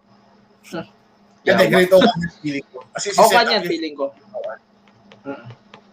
Kasi mayroon pa siya, no? And then, Jeff covers Evil. And then, dami pa eh. Yun lang, parang yun lang nakikita ko. Sabado kasi yung yung Goto Takagi tsaka Suzuki Kenta. Ayun, sa Sabado pa pala. Mas makabang-abang sa Sabado eh. Gusto ko panoorin niyo sa Sabado. Kaso, may concert nga pala ng Ice One. Naalala ko. Guys, may concert nga pala ng Ice One. Actually, maganda yung susunod sa Sunday. Alam ko Sunday yung susunod. Ospreay Zack Sabre. So, yung rivalry ng England, yung two best English wrestlers. Tapos nag-atasagada, then David Finlay, Yoshihashi, Jay White, Hiroshi Tanahashi, yung last ng round of 16. Which is another curious case kasi si Tanahashi, nung nag-defend si Ibushi kay nung anniversary show kay El Desperado, nung itutuloy niya yung unification, hinighlight talaga nila yung disappointment ni Tanahashi. So, I think it's gonna be a feud pero baka Dominion pa. Kasi Tanahashi right now is the next. So, ayun, sigurang wala yung sa discussion, yung New Japan Cup, expected na si Naito and si Okada matatalo agad. Kasi alam ko si Naito will need time to rest or to ease on his knees. Tapos si Okada yung split disc niya, kailangan din alagaan ni management. Kasi most likely, they're revving him up for a potential reign on or before the Tokyo Olympics kasi torchbearer siya. So most likely, magcha-champion siya nun. ipupush pa rin ba yung Tokyo Olympics? I thought na hindi pa tuloy, hindi pa confirmed. Wala. Tinanggal nila yung, dinisprove nila yung hopes na hindi siya itutuloy. So right now, it's still tuloy siya. Same date pa din. Kasi I think August yun. August kasi kaya nagkaroon na naman ng isang July show, yung Sige. Wrestling Grand Slam, yung dalawang show sa Yokohama Stadium tsaka sa Tokyo Dome. Wait lang na.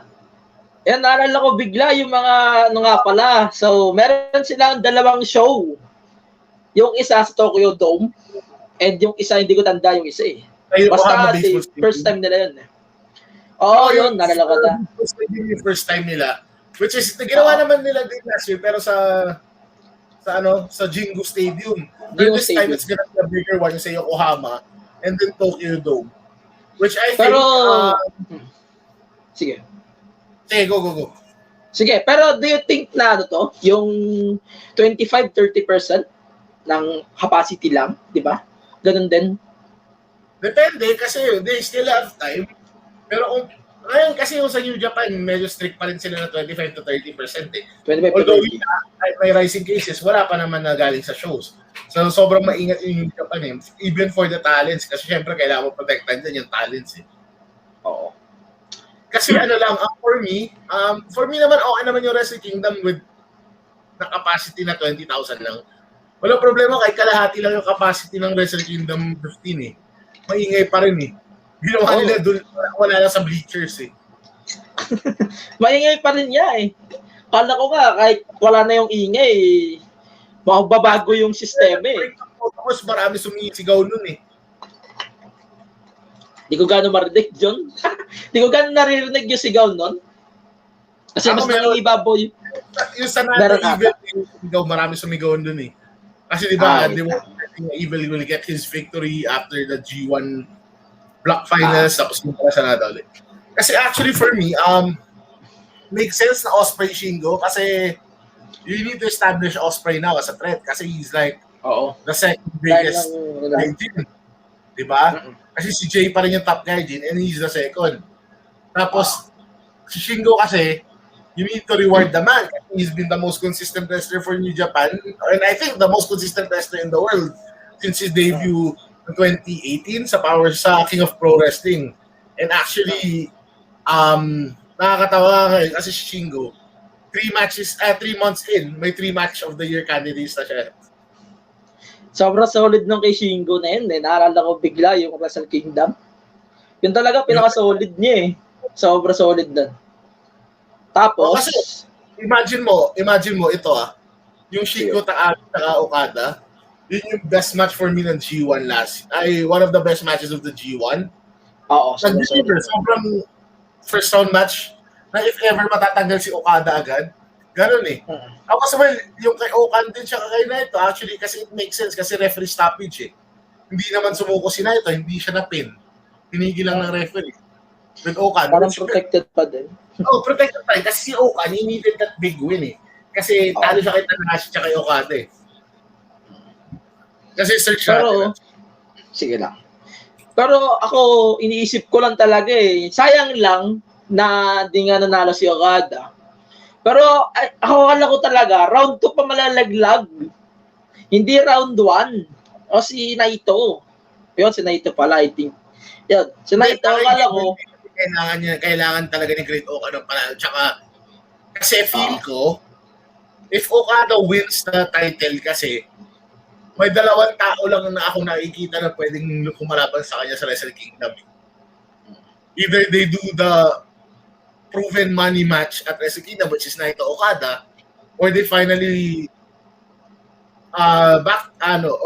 give the racket to Sanada kasi remember Sanada din di ba? Runner up sa G1. And actually, siya yung fan favorite ng G1.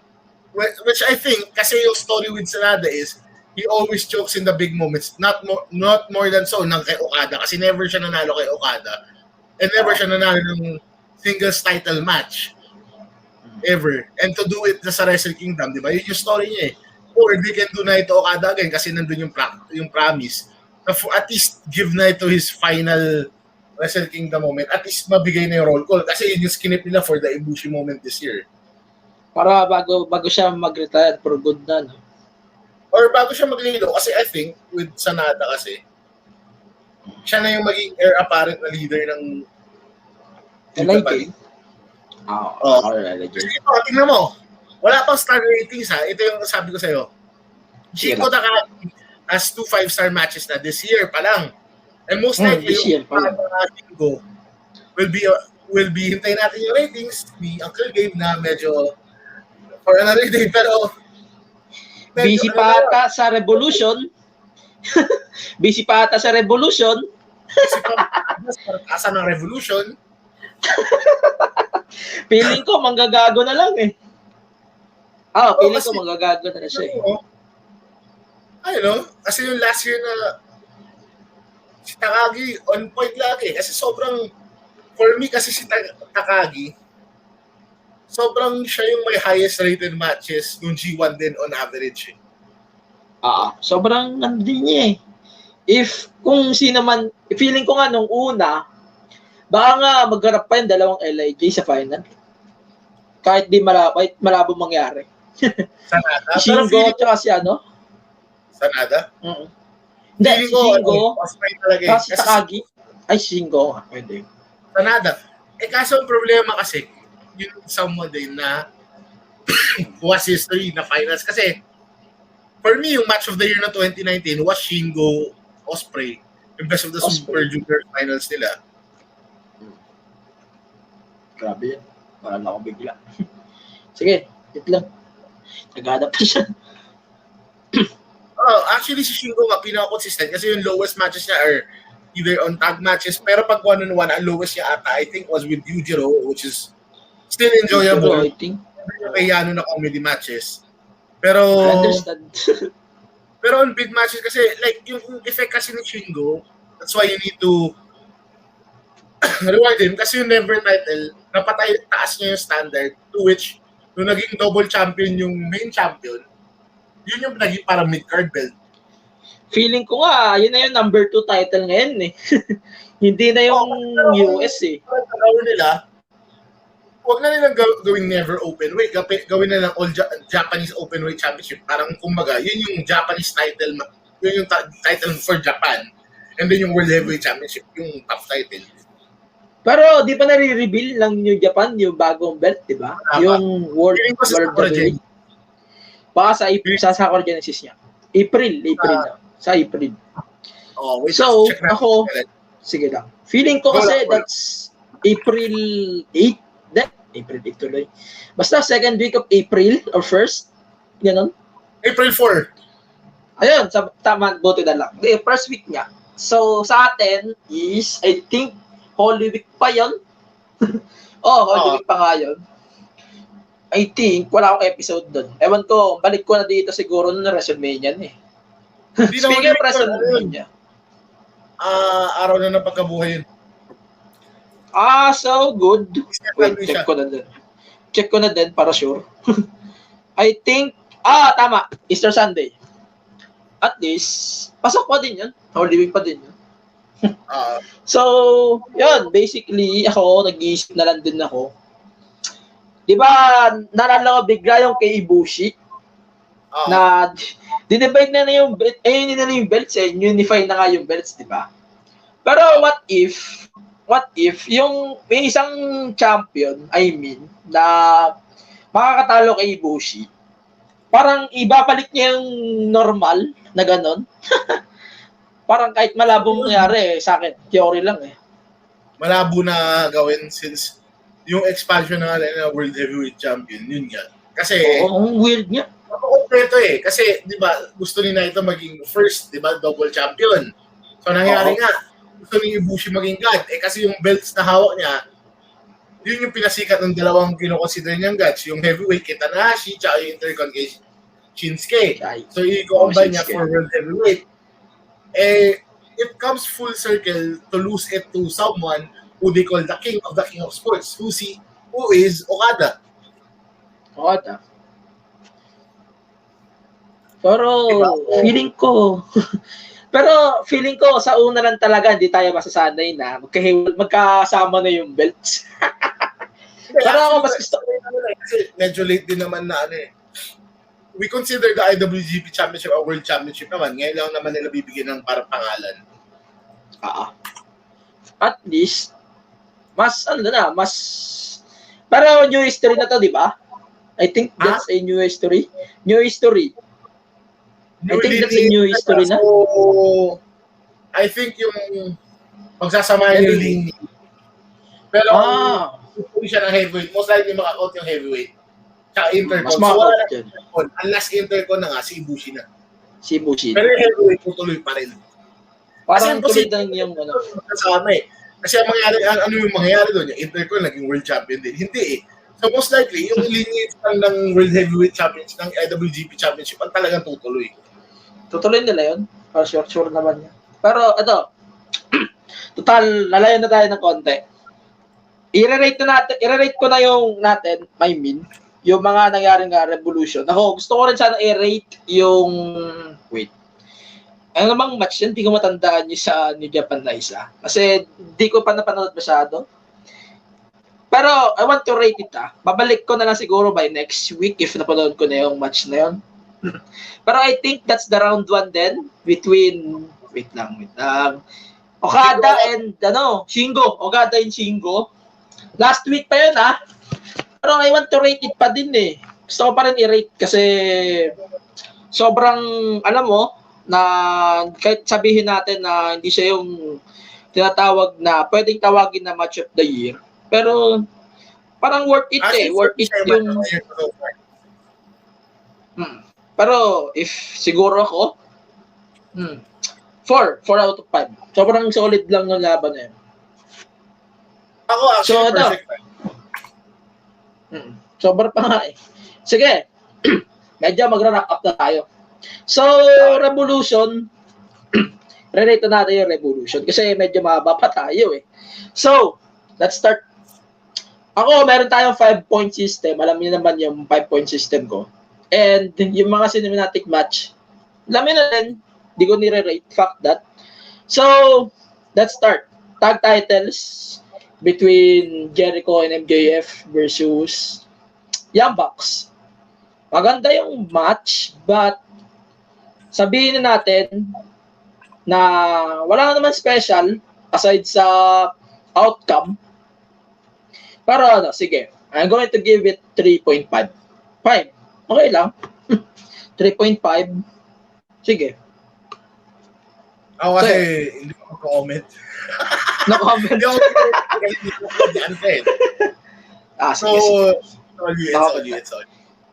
Sige. Sige. And then, the tag team battle royale, basically, di ko na i-rate. Fuck that.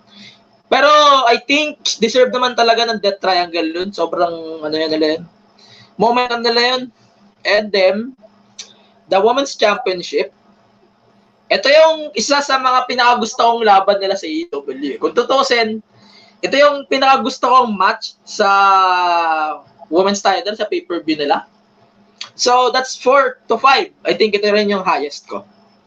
And then, tag team ng Best Friends, 2. Kasi, para sa akin, di special. Di na siya special para sa akin. And then, big money match, yung kina Matt Hardy, kay Jeff tuloy. Kay Adam Page, 3, tsaka yung ladder match. Kasi, surprise rin ako ng konti na nanalo nga si Sky, plus yung nangyari nga si Dynamite. And then, yung street fight, ayoko na mag-comment sa street fight, pero maganda yung street fight. Although, di lang ako nagulat sa outcome. Di na siya yung special. Di na siya special, so di ko na siya nirate. Alam mo naman, here sa podcast, di ko na nire-rate yung mga cinematic match. Kasi, ang alam ko lang sa mga cinematic match na yan, pag medyo hindi proper, parang hindi siya yung proper pace, kaya gagawa lang kayo ng gagawa ng match na cinematic, parang parang nawawala na yung essence ng match o ng sequence na cinematic match Kaya, that's why, di ko na rin nire-rate yung mga cinematic match dito sa podcast. So in the main event, finally, Jon Moxley versus Kenny Omega. Sayang man, dapat bibigyan ko to ng 5. Pero nag-expect ako ng mas matindi eh. Nag-expect ako ng mas matindi. Sabi nga natin kanina na yung ending talaga, if sumabit yung ending, maapektuhan halos yung buong match. So, Yes. 3 Tama. out of 5. 3 out of 5. So, yun. Yun lang yung wrap up ko ng konti sa Revolution. And then, bonus ko yung sa NXT UK kay Kaylee Ray tsaka kay Meiko Satomura. Bigyan ko yan ng 4. Tsaka yung sinabi ko nga kanina na anong match nga yan? Kay Shingo tsaka kay Okada, noong round 1 nga nila last week. That's a 4. 4 para sa akin. Sobrang lang. Hindi ko lang inaasahan. Although nanalo nga si Shingo, pero akala ko talaga round 2 talaga nanalo dito si Okada. So, yun. So, konting Mania Thursdays na lang tayo and then catch up the week. So, WrestleMania 27 niya, if I remember, ito yung one of the most ridiculous worst pay-per-views sa kasaysayan ng WrestleMania. All time eh. Yun talaga, hindi, para sa akin hindi yun worst eh. 34 mas worst yun. Hindi, mas worse sa akin, 27 tsaka 9. Sobrang 27. 27 talaga for me. Pero 27. syempre, Pares naman natin yung opinion. Pero sige. So, real quick na lang. Baka kasi kung gusto mo sumama din. Pero wrap up ko na lang to real quick. Yung WrestleMania 27. So, sabi ko nga last week, I'm going to discuss the WrestleMania 27. Yeah. And, ang binalikan ko lang dito, 3 match lang eh. Kasi, alam ko na agad na mapapangitan ako sa lahat ng laban ng WrestleMania. Una pa lang, kahit di ko napanoorin sa network. So, that's Edge, Alberto Del Rio, na kahit tabihin natin na ito dapat yung mag-main event since Royal Rumble winner, parang wala pa din eh. Hindi natin nakikita yung hype ng match na yun. Hindi ko nakita din. Pero okay lang. Hindi na ako umaasa ng good outcome kay Del Rio nun. Although, nakabawi siya after ng win niya sa Money in the Bank. And then, yung kay Jerry Lawler, tsaka kay Michael Cole, Battle of the Commentators. Yan yung isa sa mga hina-hype na I think ito yung isa sa mga hina-hype na WrestleMania matches on this WrestleMania. And I think ito yung pinakamasagwa. Sorry. Ito talaga yung pinakapangit na laban na nakita ko. Pero, di ba, ito yung nag-referee si Stone Cold, no? If I remember? Hindi ko na tanda. Yun yan. Nalala ka na. And then, yung isa pa na Triple H versus The Undertaker na, man, seryoso, ito lang yung magandang laban ng WrestleMania 27. Sobrang, alam mo yun? Actually, may isa pa eh. Wait lang. Check ko na nga yung card. Alam ko may naalala pa ako. Okay na match eh. Yung pang Rey Mysterio ata dito rin eh. Andyan din data. Dito ba? Or Orton CM Punk? Orton CM Punk actually. Orton CM Punk. Maganda rin yun. Pero hindi naman siya yung kasi special ng ibang matches eh. Pero gusto ko din yun kasi ito yung I think na Rey Mysterio dito actually okay din eh.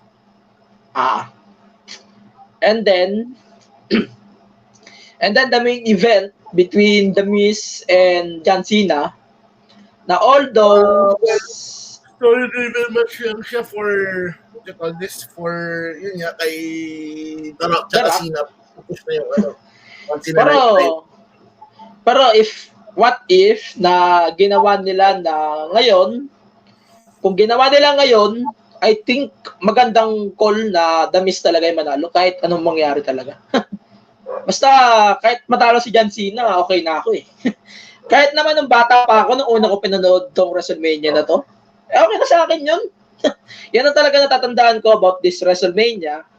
And I think sa last episode natin sa Main Thursdays, gusto kong ibuod yung 36. Yung talaga 36, gagawin natin ng matinong review dito bago tayo WrestleMania week at saka yung break.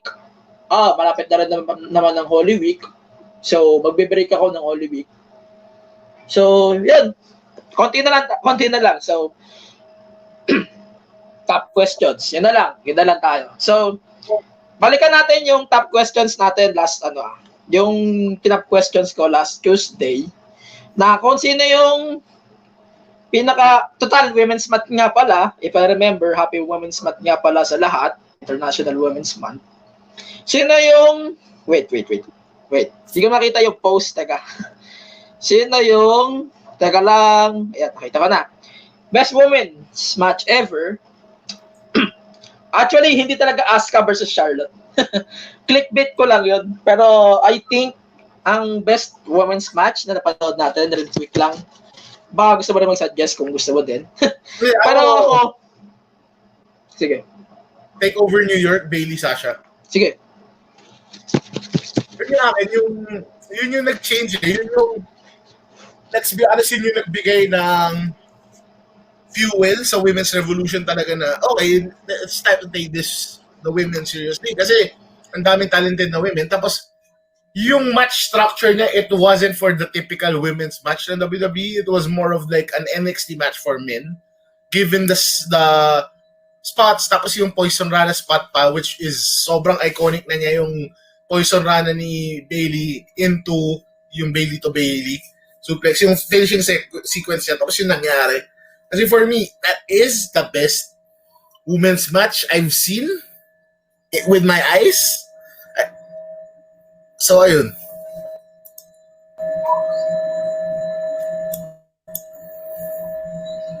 Ayun, yung Bailey take over New York because of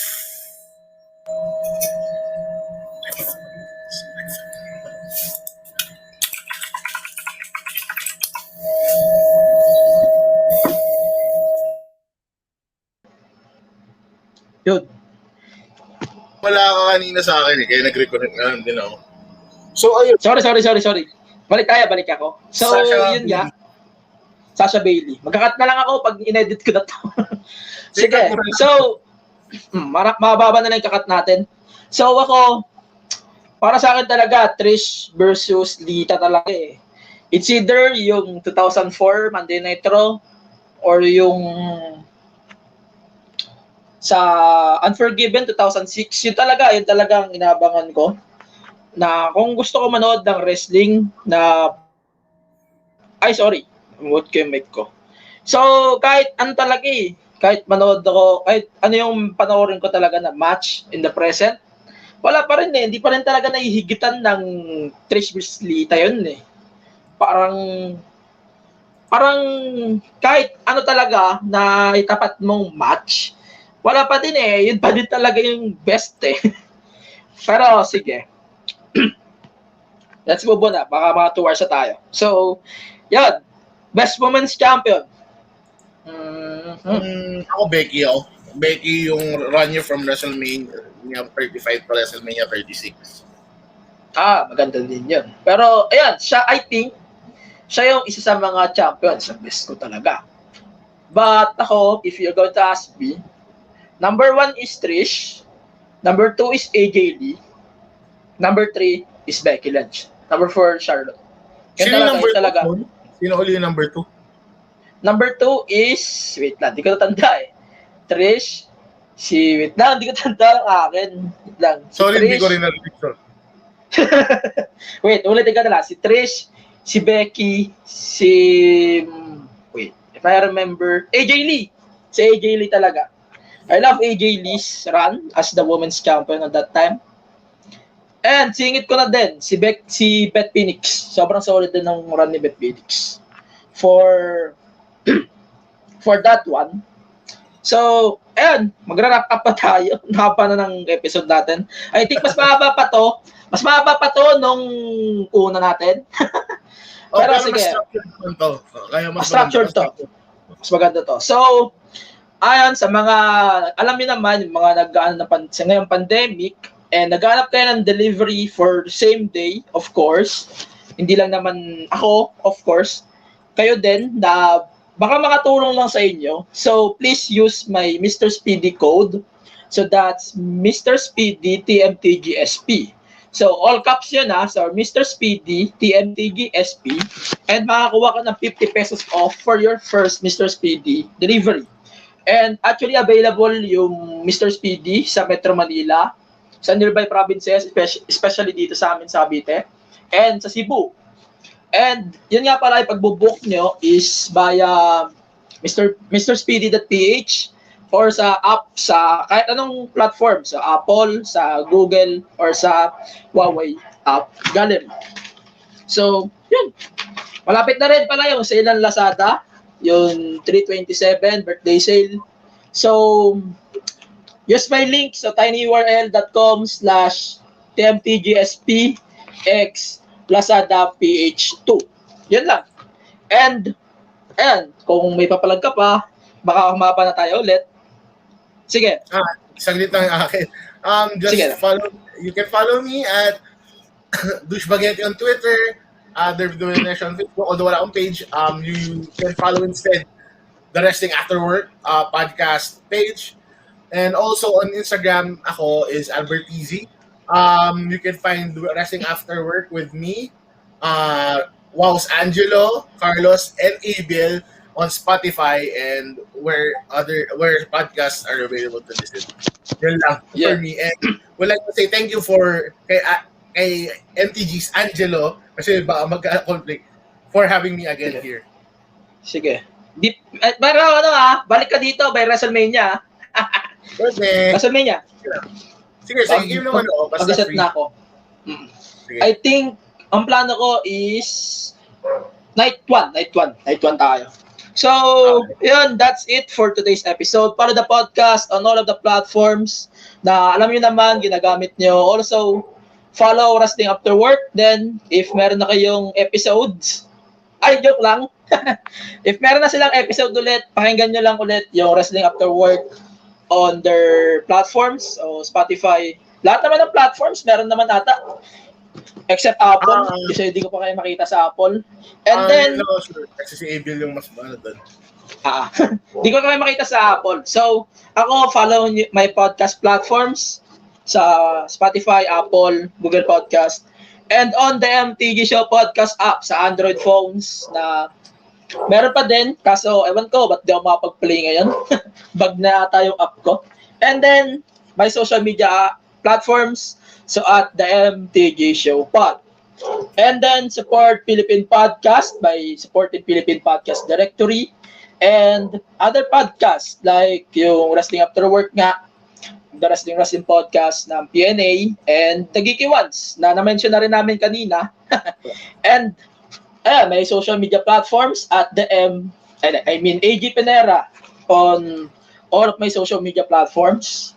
So, pretty much it. In behalf of Derb of Wrestling After Work, I'm out. Peace. Stay safe, stay Russell. See you on the next one. I think that's a Fastlane review. Fallout lang pala. Fallout. So, again, ingat kayo. Alamin na yan. Thank you. Thank you.